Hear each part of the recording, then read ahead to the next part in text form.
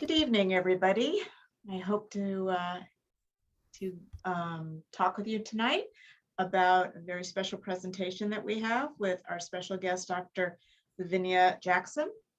On behalf of the William H. Hannon Library, welcome to Faculty Pub Night. And this is the place that we'd love to share some of our most interesting published research by our LMU faculty. My name is Rhonda Rosen, and I am the Programming and Exhibitions Librarian. And along with my colleagues in the Outreach Department, we are delighted to see so many of you here tonight. So Dr. Louvenia Jackson will discuss her recent publication, and it's called Cultural Humility in Art Therapy, Applications for Practice, Research, Social Justice, Self-Care, and Pedagogy. After Dr. Jackson's presentation, I will have a short one-on-one conversation with her. And then after that, we will open it up to questions for the audience. So if you have a question for our speaker during the presentation, you're welcome to submit it by using the Q&A function on the bottom of your screen. All questions will be compiled by our outreach team and then submitted to our speaker as time permits. We will be recording tonight's presentation, and it will be available soon on the library's YouTube channel. The first thing that we would like to do is our land acknowledgement. It is important to note that we welcome our guests onto land that is not ours. We sit tonight on the unceded lands of the Gabrielino Tongva peoples, who, in the face of ongoing settler colonialism, continue to claim their place and act as steward of their ancestral lands as they have for the past 8,000 years. These lands reach from the Pacific Ocean, where we stand today, well into what is now San Bernardino County. The whole of the Los Angeles Basin is unceded territory. I would ask you all to also take a moment and spend some time thinking about what it would mean to take responsibility for one's presence on stolen land. I also encourage you to learn about the history of the land where you sit by going to native-land.ca. And John will put that link up in chat for you. So introducing Dr. Jackson tonight, we are very privileged to have Dr. Deborah Laneish, the chairperson of the Marital and Family Therapy and Art Department from January 1995 to August 2017. And she's currently the interim chair until her retirement from LMU December 2021. Deborah received her BA at the University of Toronto and followed with a bachelor education at Queen's University, Ontario in education. After 3 years of working as an elementary school teacher, studying painting at Ontario College of Art, and my favorite part, traveling with a professional puppetry troupe, she moved to California to pursue an education in art therapy at Immaculate Heart College, where she received her MA. She's worked at Vista Del Mar Child Care Services, at the Dubnov Therapeutic School, and in private practice. Dr. Laneish came to LMU as a part-time instructor in 1982 and was hired in the tenure track position created by the infamous, or noted, I should say, Helen Landgarden's retirement in 1988. In 1992, Dr. Laneish received her PhD at the Union Institute. She has published several articles about her work and has written 5 books on such topics as adolescent art therapy with families in crisis, celebrating family milestones through making art together, and her most recent Midrashic Mirrors, creating holiness in imagery and intimacy. In 2015, Dr. Laneish was awarded the Distinguished Educator of the Year from the American Art Therapy Association. We're so pleased to have her here tonight with us to introduce Dr. Jackson. Deborah, take it away. Hi, everybody, and thanks for being here. It is such an honor and really a great joy to introduce Dr. Louvenia Jackson to you this evening. She is my colleague and my friend, and over the last 5 years of working together, I have come to appreciate her deep-seated passions and her competency at constructing real-world ways to realize them. Dr. Jackson earned her bachelor's degree in fine arts from Morris Brown University in Atlanta, Georgia in 1986. Is that right? 1996. A master's degree in art therapy and marriage and family therapy from Notre Dame de Namur University in Belmont in 2004. And a doctorate in art therapy, also from Notre Dame de Namur in 2016. She began her tenure track here at LMU in 2016, and last year was granted tenure and promoted to associate professor. Her studies, her publications, and her community engagements have established an arc of advocacy and agency. She is dedicated to the creative process as a mechanism that supports self-expression and self-exploration as tools to expand cultural awareness, cultural humility, and cultural engagement.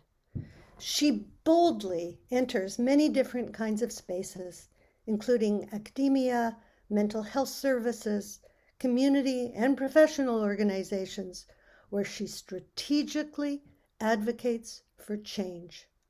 She is committed to the idea of wisdom through diversity, a lived dedication that has widened, broadened, and deepened the work we do together at LMU.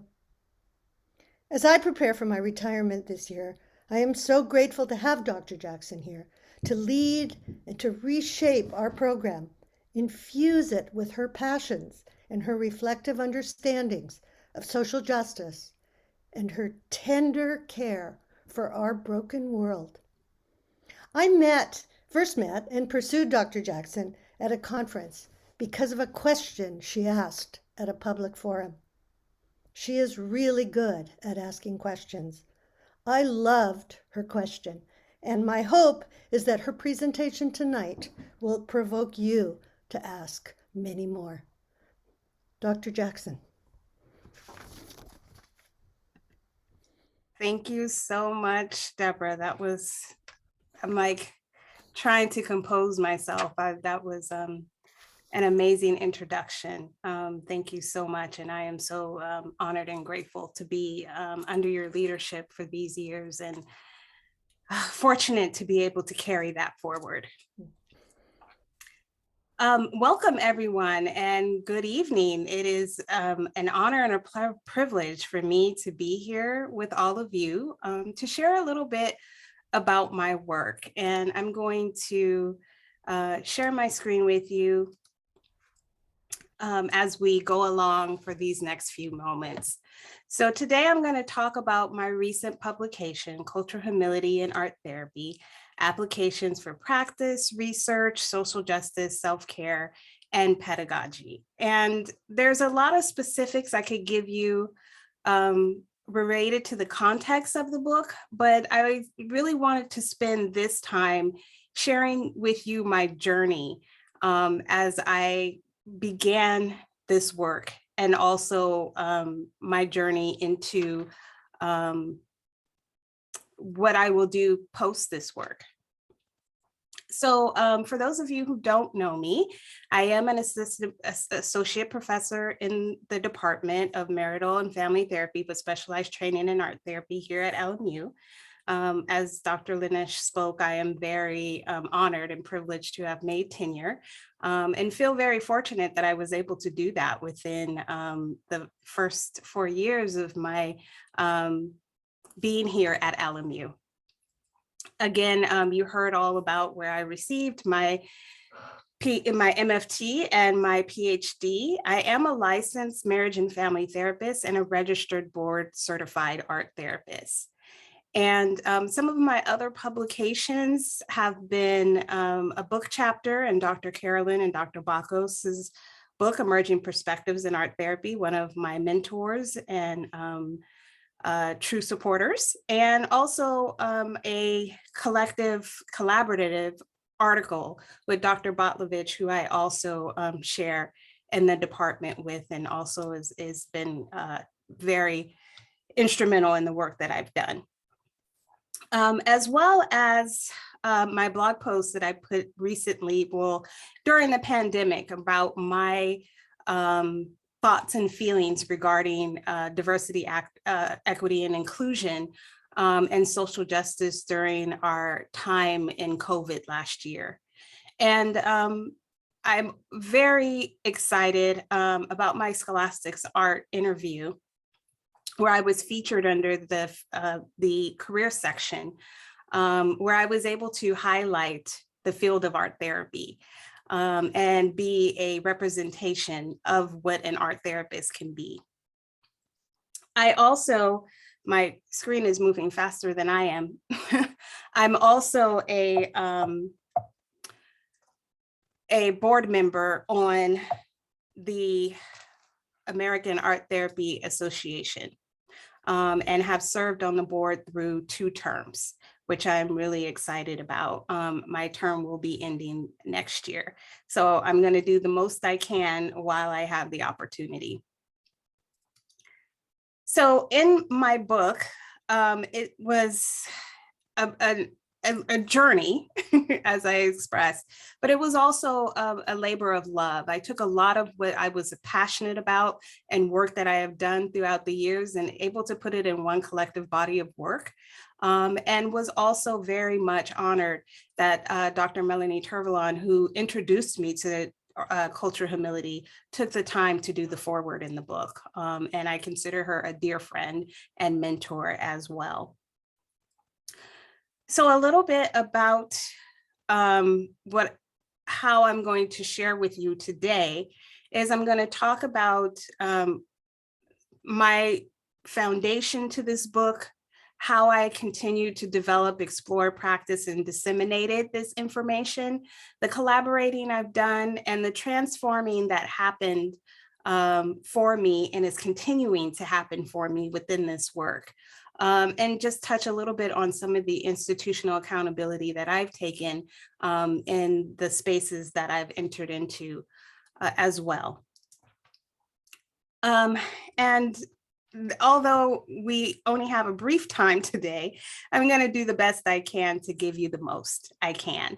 But at any point, if, again, as it was told to you, I miss something or you want to know a little bit more, I'm open to questions at the end. Some of the artwork I'm showing to you today is artwork that I've done myself as a self-reflective practice that I've been doing since early on. And I'll share a little bit about that with you, but just so you can get context, you'll see some of my face sprinkled out throughout this presentation. I couldn't begin talking about my book or Cultural Humility without telling you a little bit about the foundations of myself. The background history that led me to this journey to Cultural Humility, and specifically some of the chapters within this book, come from the amazing women and a long line and lineage of courageous women on both sides of my family. It is my paternal grandmother is at the top and my maternal grandmother is at the bottom, along with my mother on the other side of her. These individuals really gave me the foundation to go for it, to get things done, to stand by my principles and also take risk. Both of my grandmother, Jeanette McClammy at the top and Catherine James at the bottom, were women who pioneered in many ways in their homes, in their communities, and in the broader context in the work that they did. My mother particularly, who's featured on the left, is a marriage and family therapist as well, and really took the time and effort to instill both into my brother and I that all the lessons that she learned throughout the years, she made sure to share those lessons with us. She was very transparent about that because of who we were as Black children growing up in the world, that there were going to be people who were and places and systems that might be against us And so she really encouraged us to not be fearful of that, but instead of allowing them to stop us or impede us into our process and to our goals, to actually become part of the systems that were maybe impeding us, or how to understand those systems and how they work, so that we can work within the systems to create the change we wanted to see, and to get our needs met. And she really honed in for us about empathy and community and the importance of that, and how to access friends, family, community, services, agencies to advocate for our needs and to get our needs met. And that led me on the path to wanting to create change when I saw inequity and barriers within systems, particularly when it came to my identity and people not allowing me to obtain access because of my identity. And I began doing that early in junior high school and in high school by taking leadership roles and different aspects. And it also was a time when I began my creative self-expressive process, where I used my art to draw and create images of myself, so that I had a better understanding of who I was in the spaces that I walked in, and have the strength and the courage to continue to do the work of advocacy that I was doing. And all of this was pretty unconscious for a junior high school student. It was just innate and something that I just did because of these wonderful women and the other women in my family who really backed and supported me in everything I did. And it also led me to continue to pursue art as a way to help and heal and show agency and advocacy. And then one of the reasons I looked for art therapy, I needed a space where I could use my creative abilities to heal, to help, to learn, to grow, to connect. And when I Googled art and therapy, which were two fields I was interested in, art therapy popped up. And I was so amazed because I had no idea that art therapy was a field of practice. So that was just so enlightening to me on so many levels. And I was so excited. And one of the first entries in the Google search was Notre Dame de Namur, which was the university that offered the program, which was no more than 5 miles away from my home. So these are the ways that I got introduced in the beginnings of coming to cultural humility and my journey to art therapy as well. I really learned a lot about cultural humility during the time that I worked for the county of San Mateo, which is an affluent county in the Northern California area. And although I lived and I grew up in this county and I knew the inequities that existed based on socioeconomics and race, I really got to understand it from a different level when I became a clinician in the county. And part of that meant that I needed to find another space for advocacy. And I ended up joining some of the affinity groups that were happening, one of the affinity groups that was happening at that time. And that was the African American Community Initiative, and soon became a co-lead in that affinity group. And in that group, we had a leadership workshop, and we were treated by a presentation from Dr. Melanie Turvalon at the end of this workshop, who introduced to all of us cultural humility. And I was sparked immediately. Her personality, her energy, the words she was expressing, it hit so close to home to me. It was what I had been searching for in the years of advocacy that I had been doing. She talked about the self-reflective component that I had already always participated in. She talked about the relationship between clinician and person, which I had been practicing at that time, and the aspect of joining community and institutional advocacy. And it was everything wrapped up in a bow. And in that particular session we had, she sat down and spoke with all of us about what we needed from our institution and went full speed ahead in helping us to grassroots kind of connect and mobilize and make change.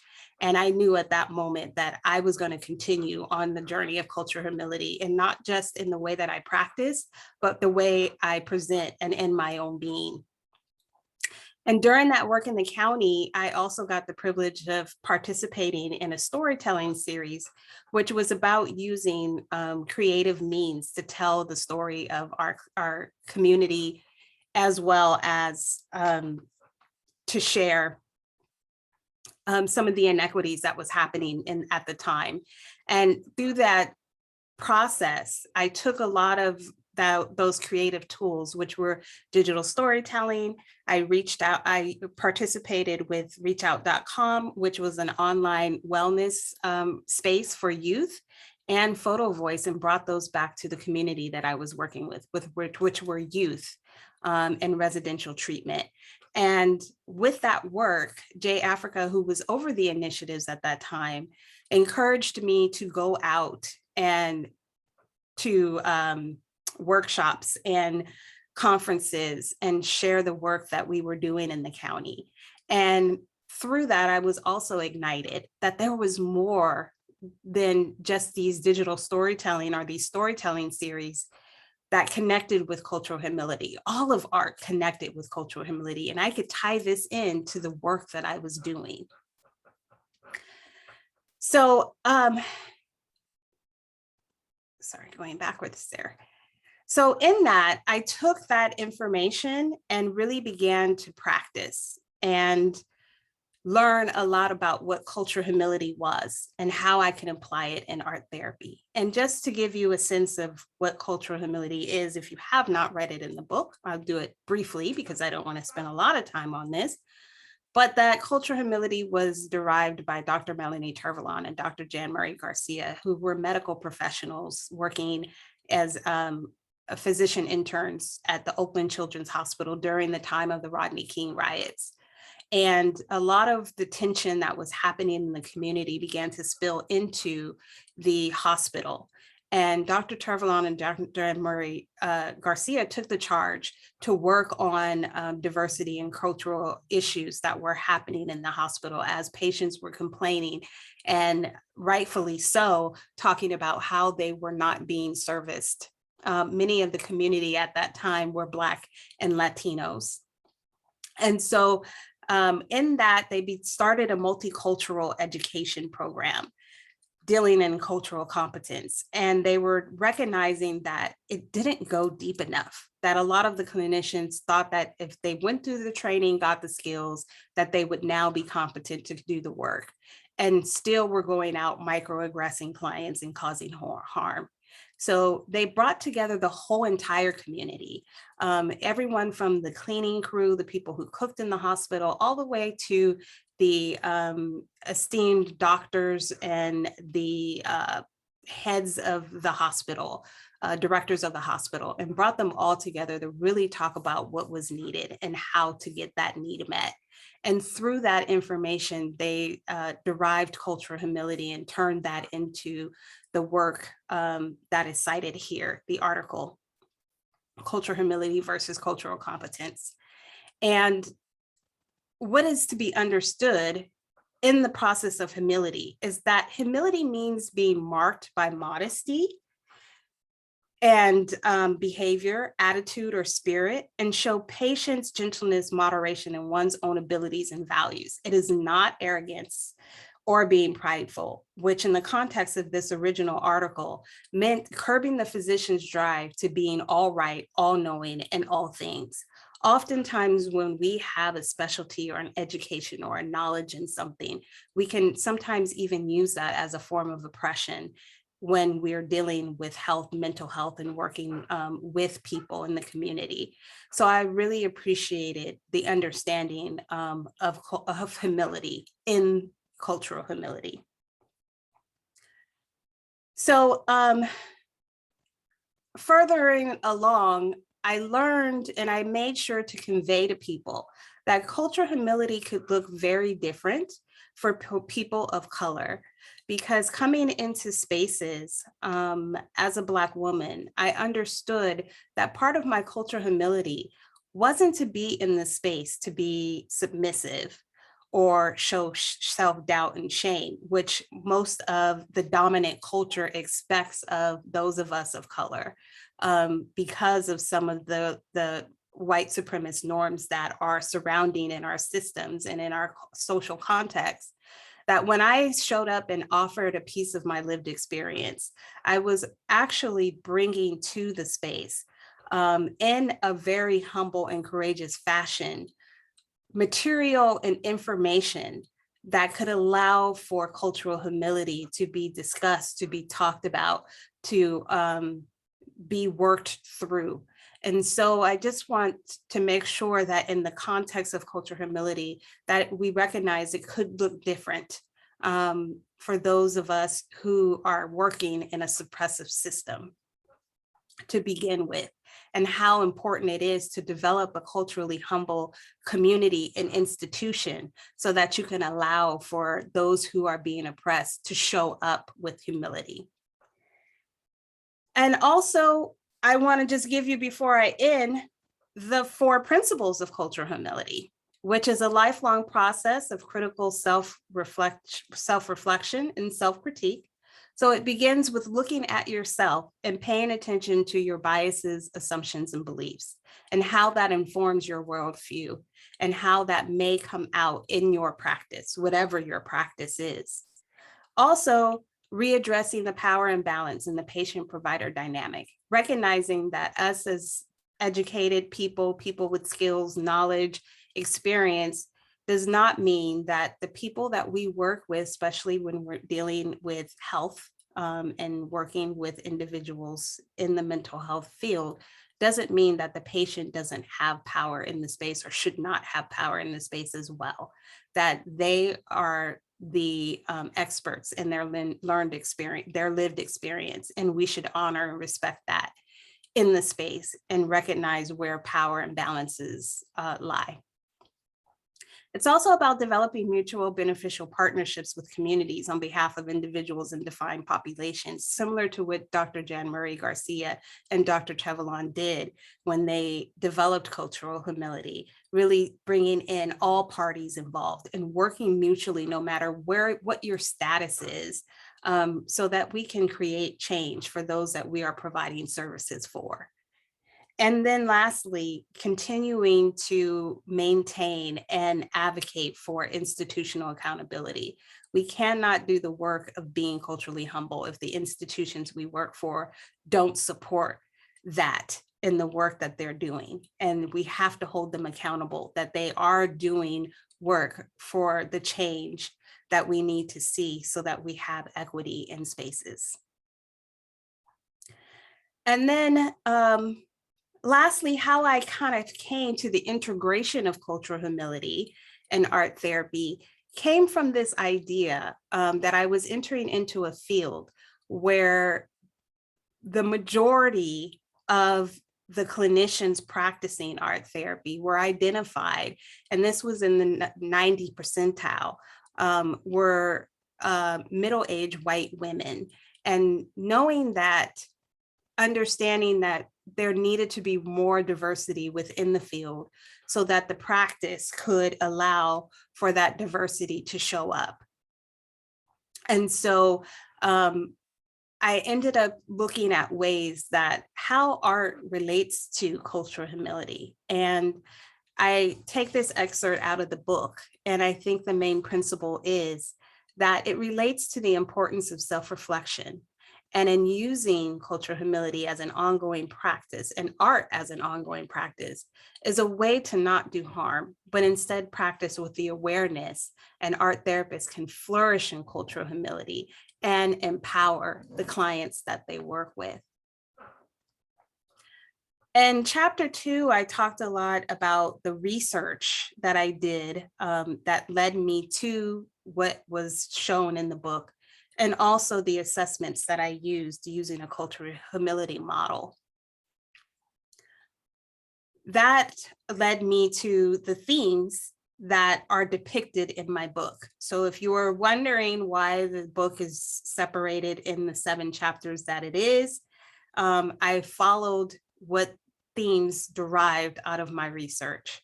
And that was the themes of body, eyes, hands, heart, circle, and symbolic representation. And these highlight the key components of cultural humility in art therapy, as many of these areas really talk about how we inform ourselves within the art therapy practice. And it was a way for me to really conceptualize the work that I had done and how I could offer that work to others. Now, through this work, I have been transformed. I've been transformed in so many ways, and are continuing to transform because of the people that I engage with, the clients that I work with, the people that I see in the communities, and the institutions that I'm part of. And so on the board, I have learned so much about being in the field of art therapy as a profession, as well as what that means to the larger field and how the field is represented.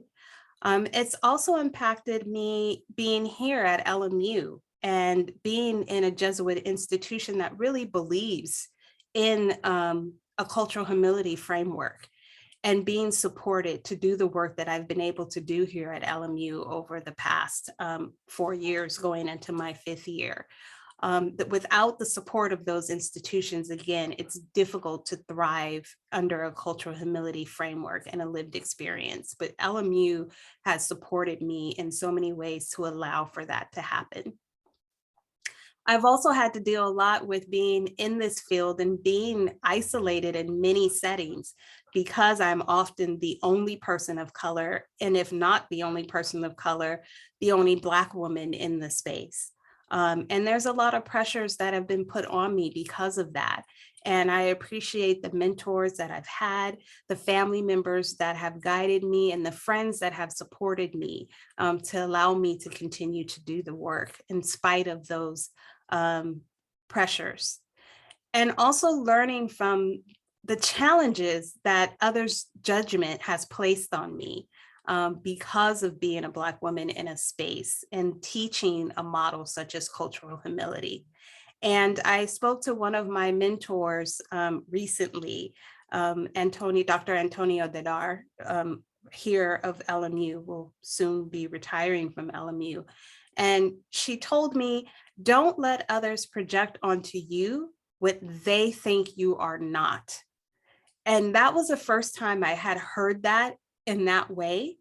And that really stuck to me. And I'm going to move forward in that, in the work that I do, and the way that I think about my presence in space, because oftentimes we are told what we are not, instead of encouraged by who we are. And so staying true to myself, I think, is the work that I have to continue doing within myself as a self-reflective process, in order for me to continue to give the best I can to this field, to my students, to the communities that I work in, and the colleagues that work alongside me.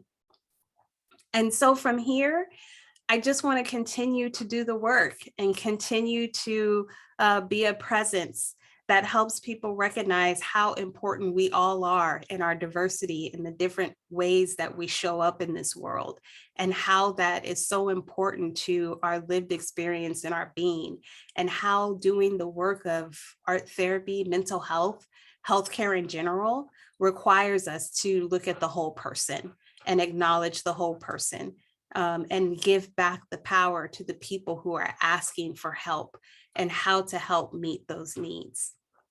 So with that, I would like to say thank you for being present here today. Here are a few of my references, and at this time, I'm going to stop sharing my screen to allow for questions. So I think before we get to questions from the audience, I would like to have a few questions answered, if you don't mind. So first of all, I just want to say that was an inspiring presentation, and it made me think about whether there could be cultural humility in librarianship also. It's a very interesting notion that we're gonna have to think about. So thank you so much. That's really, really astounding. Okay, so our question, the first one is, cultural humility seems like it should be an important tool for all types of therapy. What is the added value for art therapy? Yes, and I spoke a little bit about that in my presentation. And cultural humility has been adapted in many professions, particularly professions that offer health and wellness. But particularly for art therapy, I think it's so important. And a lot of people are looking for something within the art therapy field as we're recognizing how unbalanced we are as a profession, according to our makeup, right? We're realizing and have known for many years. Dr. Lucille Venture, who was one of the first Black women to get an art PhD, who's in the art therapy field, wrote in her dissertation back in the 70s about this issue. She didn't have the name cultural humility, but she knew it was something that the field needed. And we've been kind of working as is and haven't really took stock and took time to understand how important this work is. And how it's not just important to the work that we offer to others as clinicians, but how we show up as practitioners. So I really believe that in order to build the diversity we want to see in the field, meaning like, I don't want to be the only Black woman in the spaces that I enter into. I want to go into a space where there's art therapists and there's many men, women, people of different sexuality and gender representations in the space. And so that's why I think cultural humility is so important to art therapy. Yeah, absolutely. So how does it manifest differently through traditional therapy? Sure, art therapy. Or cultural humility, how does it? Sure. So within traditional therapy, most work is done through verbal communication. So art therapy, so cultural humility in that space relies much more on the clinician to sit in a space of cultural humility and offer that in the therapeutic work. For an art therapist, it's the same, except we also have to be very mindful of the art and how the art shows up, right? Art is clearly a cultural representation. We depict in our art what is culturally relevant to us. So if we are not paying attention to cultural humility within the space, then we could be impeding someone from telling their lived experience. So for an art therapist, it shows up, and not just in the work that we do, it doesn't show up in how we hold the therapeutic space, but it also shows up on how we are offering the art, how we're choosing the art, how we're working therapeutically within the art with those who we are serving. And do you find that for some people, expressing in art is different than expressing in words? It varies, but oftentimes when individuals express through art, there's more of an innate and true representation. It's really hard to deceive, right, or deny when creating art. It can be done, but it's not really something that cognitively people do. But we do cognitively sit and think about what we're going to say and how we're going to say it. Yeah. Right? So there's this aspect of art that people think is magical because so much gets revealed within the work. But I think it's deeper than just this magic space. It's this really innate way of being human. And how we exist in the world. That's why some of the earlier means of communication were depicted in images. Yeah, the drawings on the cave. That's right. Yeah. Absolutely. So when did the term cultural humility appear? I think you mentioned actually like starting in the 70s.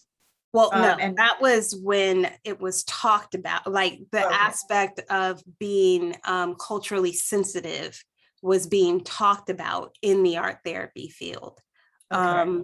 But far as cultural humility, that was derived by Dr. Jen Murray Garcia Right. and Dr. Melanie Turvalon in 1996. Okay. And so do you feel now that it's really getting broadly utilized in the art therapy, or like what percentage are people coming to it and understanding it and using it? Well, the highlight of my career has been the introduction of cultural humility to art therapy. Before I had introduced it, it really wasn't talked about. And it wasn't until I started doing presentations, bringing it into the institutions I was teaching in and being educated in, that it really started to become used in the art therapy field. Okay. And since with the publication of this book, it is really disseminated. And a lot of people have been reaching out to me expressing how it was the first time they had heard about it, and really appreciated me bringing it to the field of art therapy. How exciting. Yeah. So exciting. So you talk in your book, when I was reading it, you talk about response art and reflexive art. And can you tell us what those are and why they're important? Yeah, response art or reflective art is a process that a clinician goes through after they have come into contact with a client or those that they have worked with. It's a way to kind of check in with yourself about what you experienced in that therapeutic setting and in that therapeutic practice. Oftentimes, us as clinicians, we leave with a lot of emotions, thoughts, feelings, and the response art and the reflective art is a place where we can use the tool of our trade to really honor what came up for us in that session and look back at that through the lens of the art.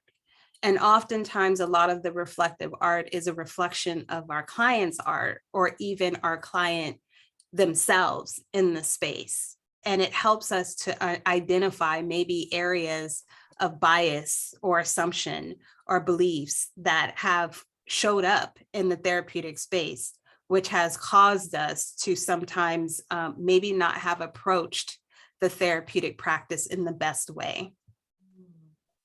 Interesting. I find this fascinating. It used to be that the therapist was to be neutral or almost outside of the therapy process. It felt, sitting in the chair, talking to the person. But this sounds like cultural humility asks the therapist to really be more of a partner. Is that true? That is very true. Part of what has at times been missing in art therapy is that collaborative spirit and way of connecting, as well as a way of conducting therapy with the client. Many of our traditional psychotherapists that developed the field had this idea of a therapist who sat with a clipboard and took notes and pretty much diagnosed the individual and told the individual what they were dealing with and offered them a prescription for it, right? And in that way of practicing, which is really a Western ideal that comes from a more patriarchal way of thinking, does not work for everyone, right? Some people need to be involved in their work. And most people as humans, we want to be involved in our care. We want to have say-so about who we're working with and what our needs are. And why hasn't that been in the forefront of therapeutic or mental health practice? But does that mean that a therapist remains completely neutral in this space? No, there's no way that that can happen. My lived experience as a Black woman is going to show up in my therapeutic space. I have certain biases, assumptions, beliefs based on the life that I've lived, and I can't remove that from myself. But what I can do is be aware of it in my therapeutic practice and make sure that it doesn't impede my client's process, that I am being mindful of it, and at the same time, making sure that it is not a hindrance to the process that my client might be going through. Right, exactly. So you also talk about, and I found this fascinating, the panic zone, the comfort zone, and the stretch zone. Mhm. I've never thought about it in terms of this, in these terms. So could you talk about this and its relation to art therapy? Sure. And I can't take credit for that. That actually came from another source. And I apologize right now. I don't have the name of that source. But myself and Dr. Anthony Botlovich, who I have worked very collaboratively with since I came to LMU, and who has helped foster SEEDS, which is our way of taking cultural humility and spreading it throughout education and beyond. And we have done many trainings together, workshops, and we also co-teach a class that I just left today before coming here, our cultural considerations class in art therapy. And we took that aspect of comfort, stretch, and panic, and we implemented it into our pedagogy, into how we teach the class. So we give the class exercises to stretch them, so that they go beyond that comfort zone in art therapy practice of, I just want to sit here, give you some art, look at it, talk about it, and leave the space without thinking about any of the other cultural considerations or any other kind of considerations that may show up. I want to be completely neutral, even though I'm not completely neutral, right? So when we ask them to stretch, we ask them to really pay attention to their biases, and how that might show up in their practice and might impact the way that they're offering treatment. But we don't want them to stretch themselves so much they go into the panic zone, which is we could just shut down or end up doing something so out of context that we end up causing harm in the therapeutic space. So it's really about that, being able to not be so comfortable that we're not paying attention to what's needed, and not being so stretched, so thin that we can't show up authentically and healthy in the therapeutic space. So the stretch zone is really kind of like being present. It's being present and being aware and mindful, but you can't get to that without stretching yourself a little bit. Okay. So we have them do exercises where they're in places where they're uncomfortable and having engagements with people that make them feel uncomfortable, about researching and learning about topics and places and spaces that make them feel a little uneasy, right? Because without doing that, they can't stretch to find out what it is that they need to do in order to grow. Interesting. Very interesting. Thank you. Thank you very much. Yeah, no. So can you talk about the importance of the oops and ouches? I love that in the classroom, and how you use them and act on them. Yeah, oops and ouches was brought to us. Both Anthony and I have been trained as cultural humility trainers. And part of the training, we learned about oops and ouches and brought that back to our department and our classroom. And it's a way for someone to say, what just happened here kind of stung a little bit. It didn't feel right, but I don't know how to say it. But now through the oops and ouches, there's a language, right? And people can say, I just felt an ouch. Or what happened in class today, I was ouched by that.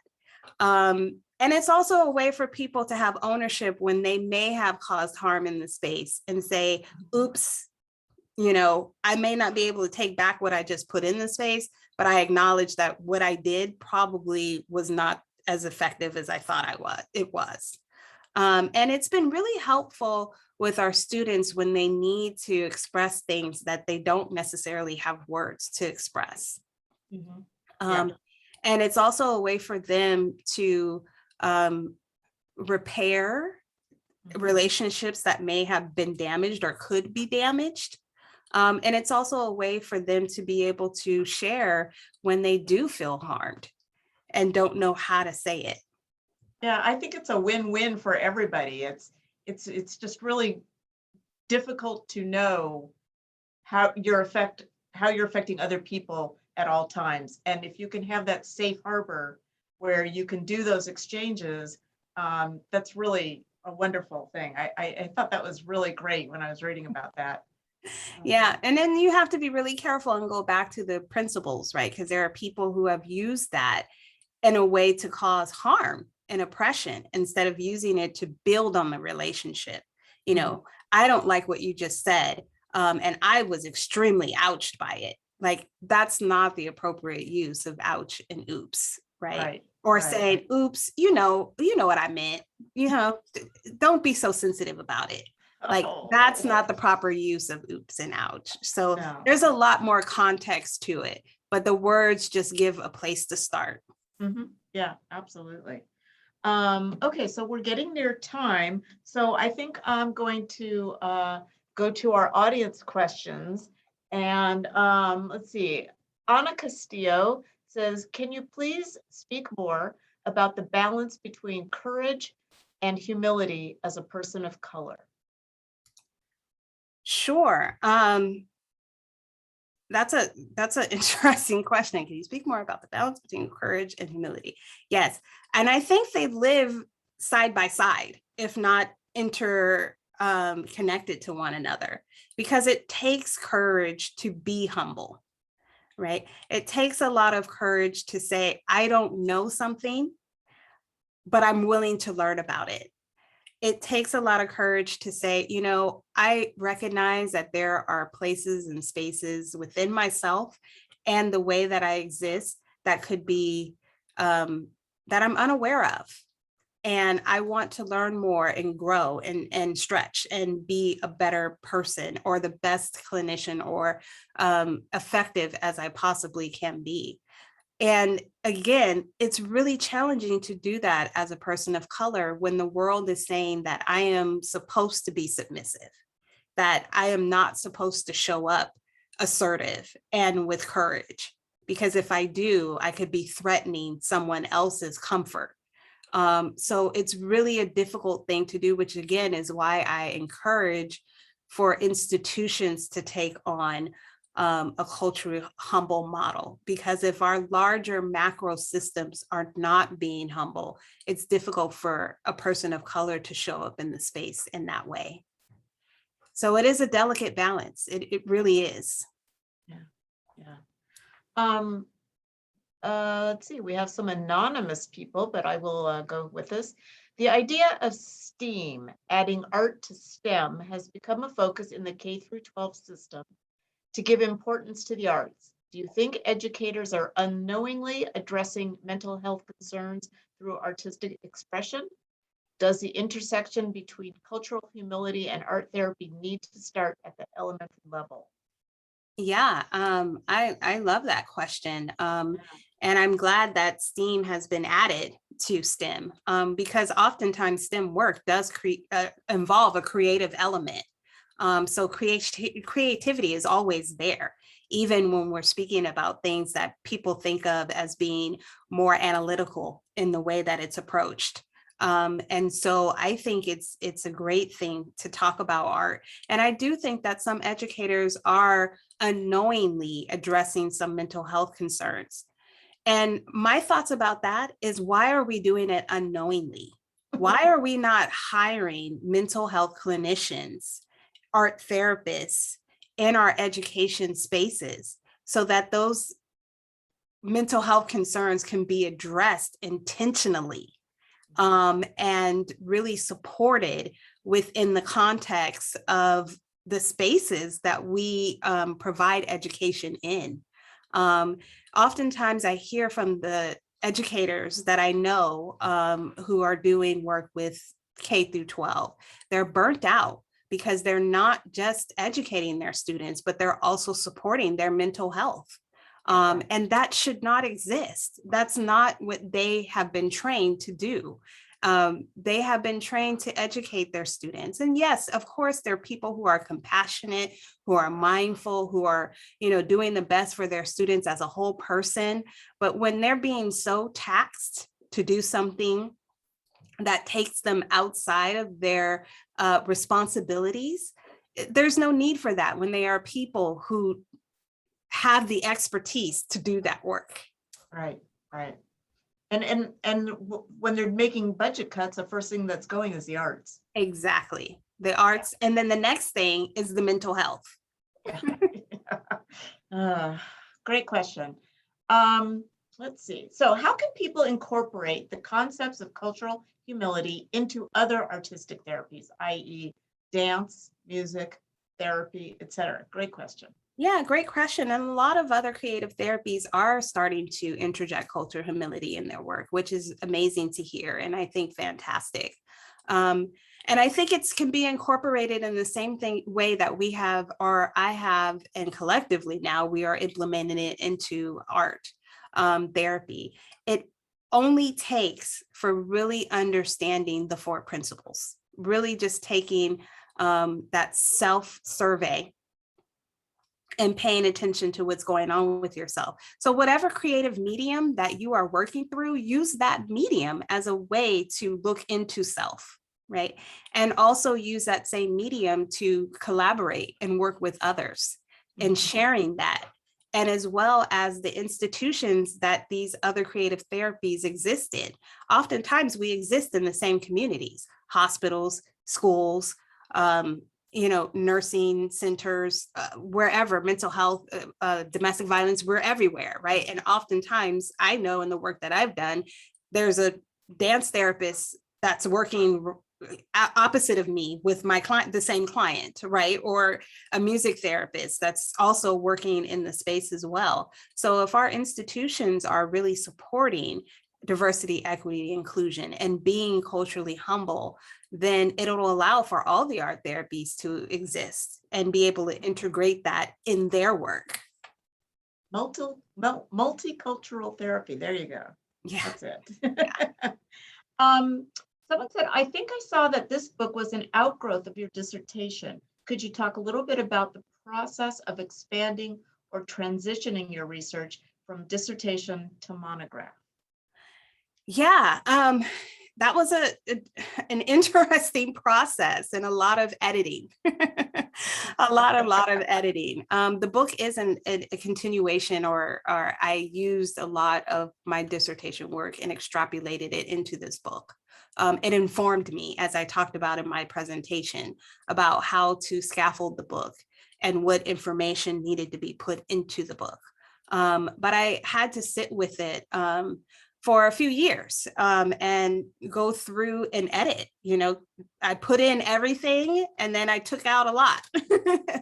And it's a daunting process, but I had to go through that process to really hone in on what it was I wanted to disseminate in this book. So the only thing that I can encourage is being patient and being able to understand that what we do in our thesis work is very is on a very small scale and very much specific to the research that we are conducting. But what comes out of that research can inform us on a larger macro level. And so I took what I found in that micro information that I got from my dissertation and thought about how can I apply this to the larger context of art therapy and the practice and the field and the profession that I'm working in. And what you ended up with was a true gift. Oh, thank you. I'm just we don't have much time, but one of our questions is, can you tell us more about how you're teaching the class you just mentioned? Yeah, I'm going to just end in this way. The highlight of the class that I'm teaching that I just spoke about, cultural context and art, cultural considerations in art therapy, is that it is co-facilitated. Teaching it with Dr. Anthony Botlovich has been amazing because I believe in the process that we keep each other culturally humble. I learn from him every day. I learn from him in the classroom. we come from two different worlds. We have two different perspectives, two different cultural identities. But when we show up in this space, we're there understanding that the importance of cultural humility and the importance of teaching our students how to do the work without doing harm. And so we are able in the classroom to have dialogue about that honestly and truly from both of our perspectives. And I think that gives our students more of a holistic way of thinking about cultural considerations in art therapy. So there's many more levels I can add to that. We have really designed the class very intentionally, and we wrote an article about it. So if you want to know more, you can read that article. We have since made revisions and made some changes to the work, but under the core of it, it comes from that article we wrote. Excellent. Well, unfortunately, we have to wrap it up. I just want to thank you, Dr. Jackson, for coming to Faculty Pub Night, for sharing this wonderful book with us all. And I just think that the world of art, it entertains, it soothes us, and in the right hands, it can tell stories that help us understand one another.